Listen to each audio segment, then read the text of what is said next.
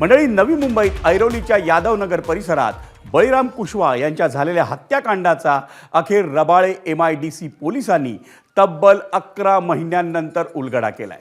आपल्या अनैतिक संबंधांमध्ये अडथळा ठरत असल्याच्या कारणावरून एका विवाहित महिलेनं प्रियकराच्या मदतीनं तिच्या पतीची हत्या केल्याचं आढळून आलंय। त्यानंतर त्या दोघांनी मृतदेहाचे 3 तुकडे करून ते गवळीदेव परिसरातील जंगलात फेकून दिले होते आणि पुरावे नष्ट करण्याचा प्रयत्न केल्याचं तपासात निष्पन्न झालं।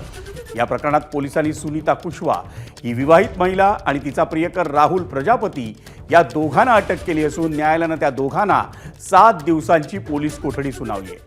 आरोपींनी दिलेल्या कबुलीनंतर पोलिसांनी गवळीदेव डोंगर परिसरात मृतदेहाचे अवशेष शोधून काढण्यासाठी एक मोहीम हाती घेतली आहे।